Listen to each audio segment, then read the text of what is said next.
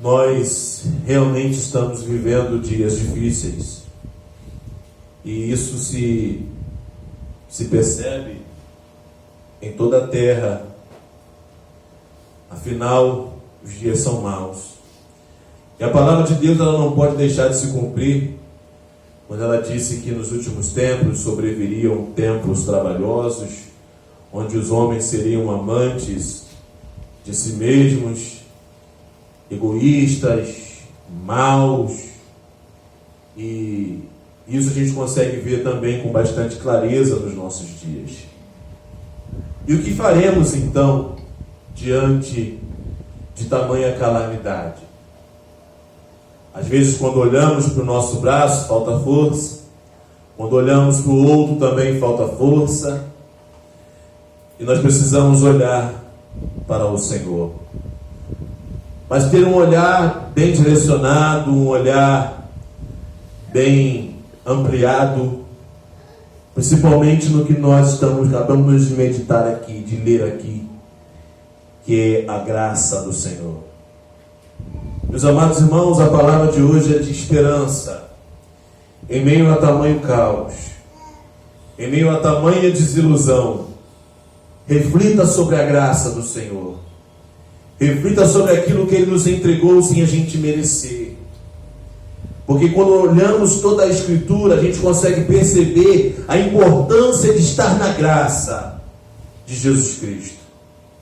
É óbvio que para isso nós temos que nos autocriticar para ver se de fato acreditamos em Deus, se de fato estamos dentro dessa graça, se de fato vivenciamos o que a palavra de Deus tem para nós. Se assim o for, não há o que temer esses dias sombrios. Porque a esperança não é governo, a esperança não é autoridades, a esperança é esse Deus que morreu por nós e que nos deu graça. É claro que torcemos para que tudo vá bem, mas a nossa esperança, ela não está depositada nisso.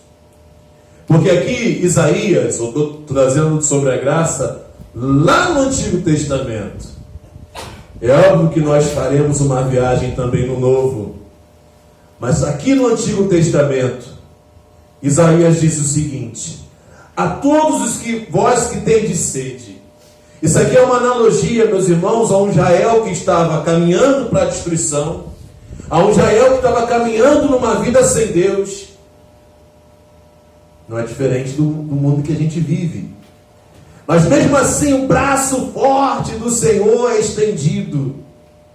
Eu gosto sempre de dizer, Deus poderia ficar lá no seu alto e sublime trono, olhando, deixando a gente se arrebentar. Mas o amor dele constrange, de que forma, mesmo sem a gente merecer, ele se apresenta com graça, querendo nos resgatar. Aquele povo ali, vivendo longe de Deus, fazendo a sua vontade, se quebrando. Ele diz: e aí, você que tem sede, você que quer uma nova realidade de vida, você que quer se arrepender, vinde às águas. Porque no fundo, nós sabemos de onde vem força. Nós sabemos quem é a fonte da água viva. Nós sabemos quem é aquele que pode saciar a nossa sede. Ele está falando assim, ó, está difícil, tá, você olha para um lado e para o outro, você não vê esperança. Mas se você tiver sede e olhar essa água da fonte que jorra para a vida eterna, você vai se encher de esperança. Você vai saciar a sua sede. É a graça. Vinde às águas. E você necessitado, você que está sem dinheiro, problema não. Porque não é com dinheiro ou qualquer moeda corrente do mundo que você paga isso. A graça é de graça, mesmo que não a mereçamos. E você que está sem dinheiro, vinde, comprai, comei, aleluia. Sim, vinde comprai sem dinheiro e sem preço, vinho e leite.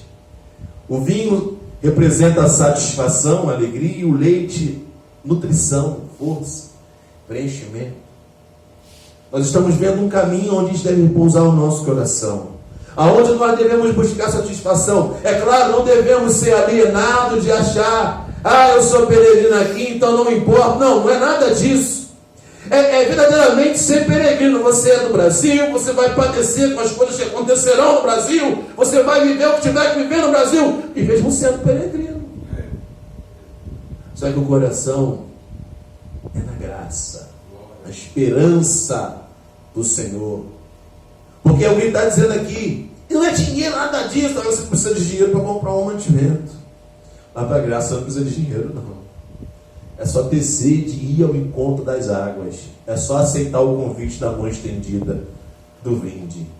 E ele vai repetir esse vinde aqui 500 milhões de vezes. Vinde, vinde, vinde. Sim, uma hipérbole, é claro. Vinde, vinde, vinde, vinde. Você veio sem dinheiro, sem pão, comprar que eu estou te dando? Estou, aleluia. Continua ele. Aí ele faz uma pergunta para a gente: por que você está gastando dinheiro naquilo que não é pão? Por que você está gastando energia em coisas vãs? Porque é assim que caminha a sociedade, querendo satisfação em coisas temporárias, vãs, em situações que não levam o homem a nada, em realidades que está só tirando ao invés de acrescentar. Porque está perdendo seu tempo com coisas vãs. A satisfação e a esperança está no Senhor. Dele vem a graça.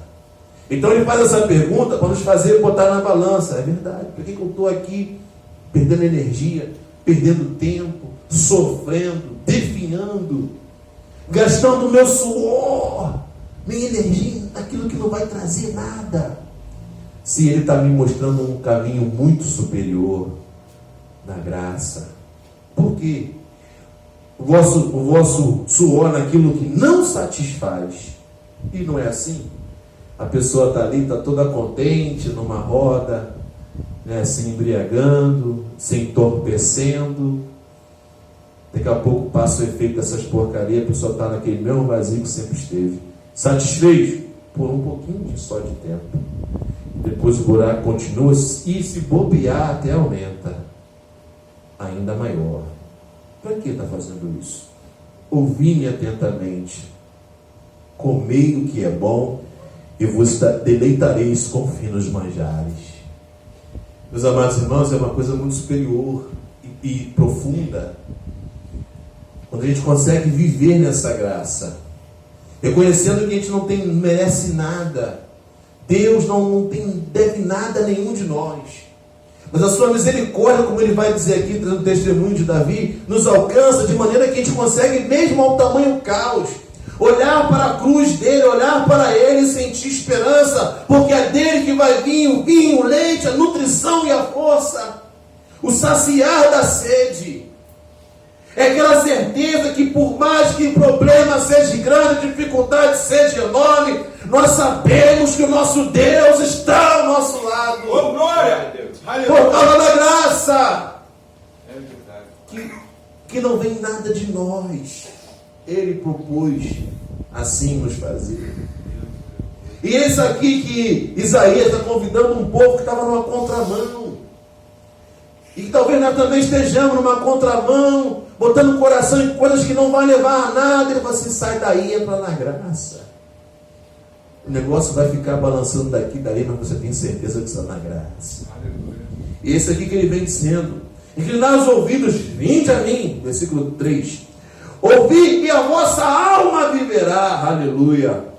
Porque convosco farei uma aliança perpétua, que consiste nas fiéis misericórdias prometidas a Davi. É óbvio que aqui ele está falando de Davi, mas olhando Cristo. E as promessas de Cristo são perfeitas. Diz que eu vou para o Pai, não vos deixarei órfãos. Estarei convosco.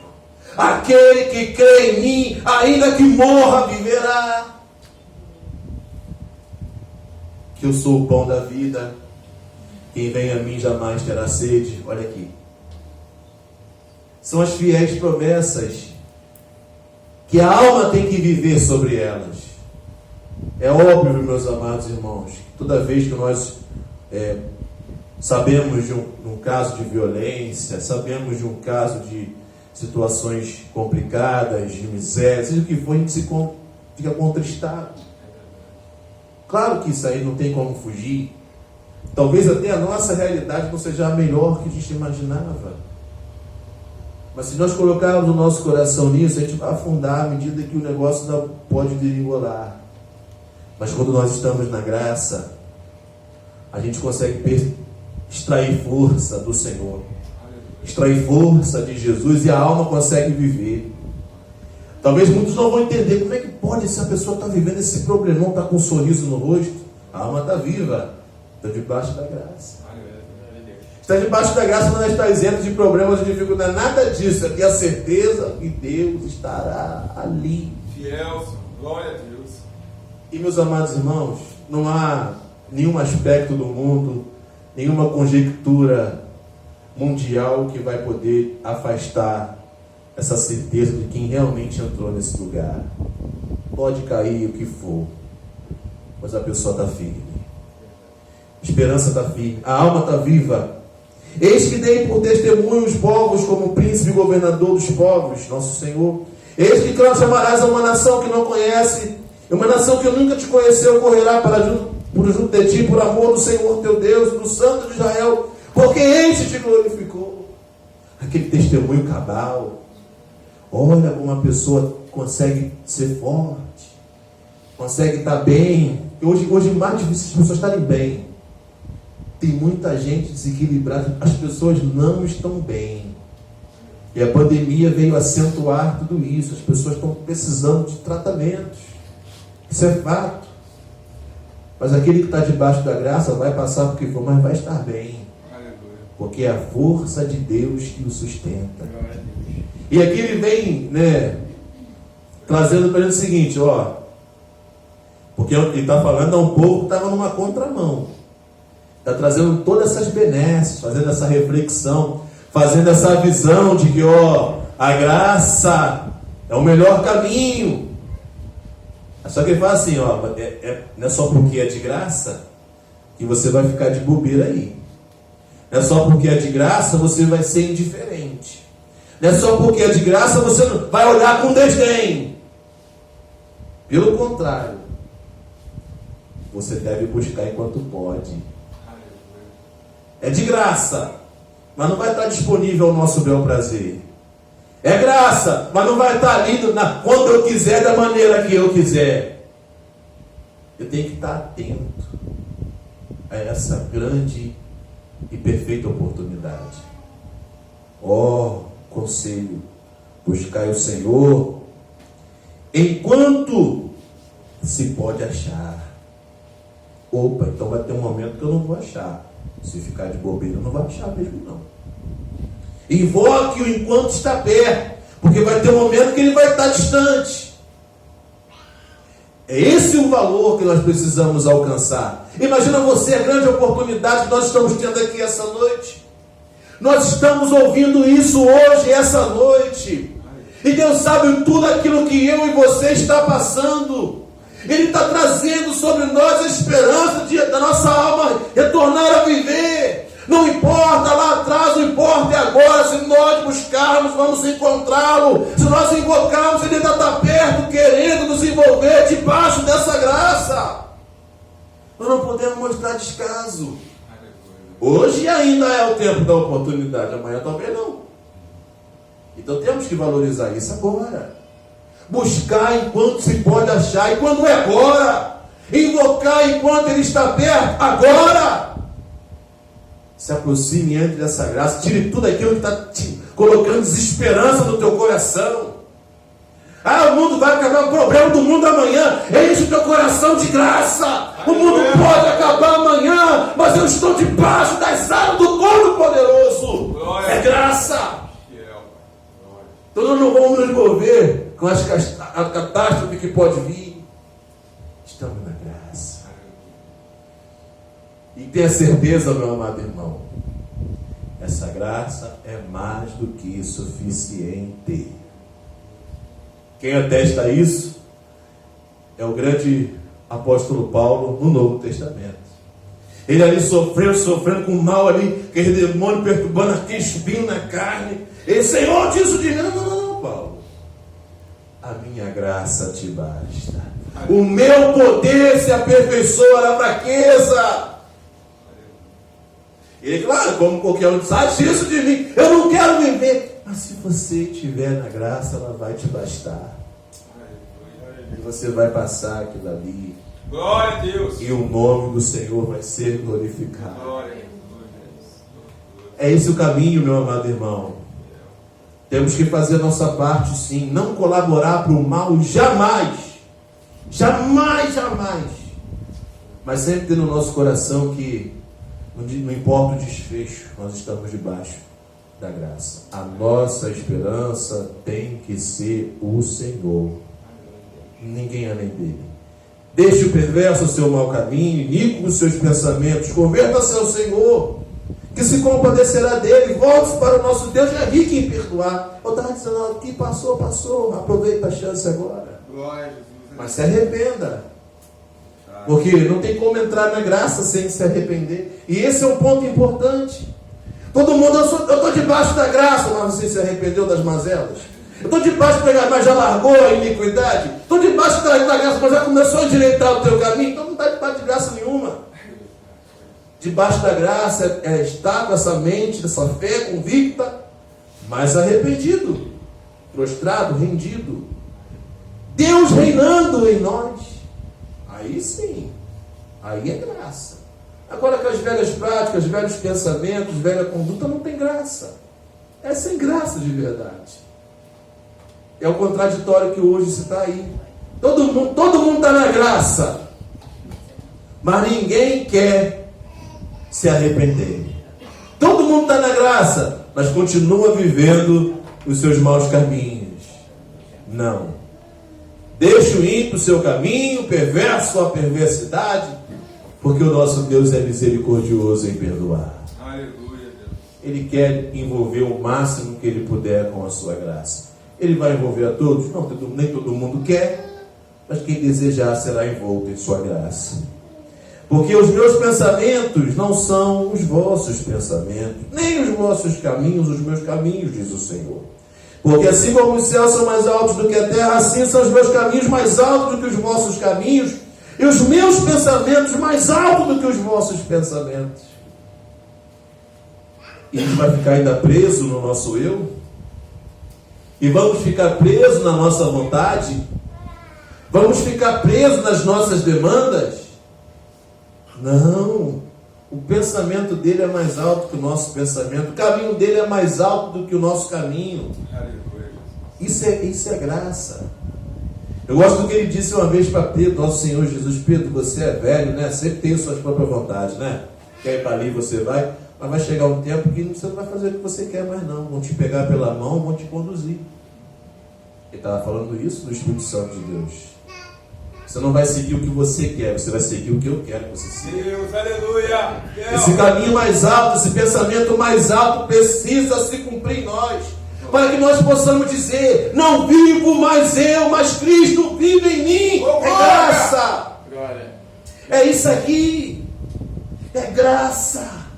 É o caminho mais alto, eu sei. Por mais inteligente que você possa ser, por mais que você deseje o melhor para você, Deus, Ele pensa muito mais alto. Tem um caminho muito melhor. É a graça. Por isso que aquele que não se arrepende nunca vai chegar na graça, quem continua fazendo o que ele quer. Mas aquele que está seguindo um caminho mais alto, aquele que está no pensamento que é mais alto, esse está debaixo da graça. Porque assim como desce a chuva e a neve do céu para lá não torna, sem que primeiro reguem a terra e a fecundem e façam brotar para dar semente ao semeador e pão que comer, assim seja a palavra que sair da minha boca, ela não voltará para mim vazia, mas fará o que me apraz e prosperará naquilo que a designei. A palavra de Deus é fiel, ela é digna de toda a aceitação e ela se cumpre. Aleluia. Deus está dizendo a fidelidade da palavra, o que eu falei acontecerá. Não importa. E se ele disse que nós vamos comprar e comer sem dinheiro, então isso vai acontecer. Se ele disse que nós vamos saciar a nossa sede, então isso vai acontecer. Se ele disse que vai ter misericórdia de nós, como fez uma aliança perpétua com Davi, isso vai acontecer. É só crer. A palavra de Deus não volta vazia, ela cumpre o efeito pelaquilo que ela foi designada. Ela cumpre. E Isaías fecha a profecia aqui para esse povo num caminho complicado, sendo convidado a uma nova realidade, dizendo o seguinte: se você estiver na graça, a sua vida será renovada. Aleluia! E a palavra de Deus, ela é profunda, que diz assim: um renovo a cada manhã, novidade de vida. Porque o que ele está dizendo aqui, ó, no lugar do espinheiro, vai crescer o cipreste. No lugar da sarça, vai crescer a murta. Renovo. Aquilo que era ruim vai dar bom, como diz o linguajar popular, vai dar bom. Aquilo que estava para caminhar para o mal, tudo não vai mais, vai ser renovo. É graça. É estar num estágio ou num estado que não é mais um problema que toma conta do nosso ser. O problema vai vir, mas a mente já vai estar pensando na solução. Está ali o problema. Qual é a solução? Qual é a solução? Glória a Deus, fiel, Pai. Para não ficar preso ali. Porque é na graça. Sabendo a certeza que há alguém que cuida, alguém que guia, alguém que vai renovar. Eu lembro agora, bem na minha cabeça, um texto bíblico, eu não me lembro aonde está, mas diz assim: em lugar de tristeza, você vai superabundar em alegria. É mais ou menos essa analogia aqui. No lugar de cipreste, a murta, vai crescer erva daninha, não, vai crescer coisa boa. Fiel, glória. Vai renovar. Deus é uma graça. Não deixa o problema te fazer sucumbir. Não deixa o problema ou a situação te dominar. É na graça. Entenda essa graça. Porque tudo isso, essa graça é para quê? Para que nós achemos que somos melhores, que somos bonzinhos, ou que somos o último biscoito do pacote. Não, tudo para a glória do Senhor. Porque nada vem da gente. Ele não derrama a graça porque olha para mim, para você. Olha como eles são bonitos, vou dar graça. Não. Pelo contrário, ele olha assim, então todo mundo feinho, pecaminoso, cheio de defeito. Então ele estende a oportunidade assim: sai daí. Glória a Deus. E viva uma novidade. Mas é para que isso, Senhor? Para mim glorificar o meu nome. Para dizer que eu transformo espinhal em árvore frutífera. Eu transformo aquilo que ia dar errado em coisas que dá certo. É graça. Fique nela. Não se desequilibre. Porque vai ser para a glória, será isso glória para o Senhor. E um memorial eterno que jamais será extinto.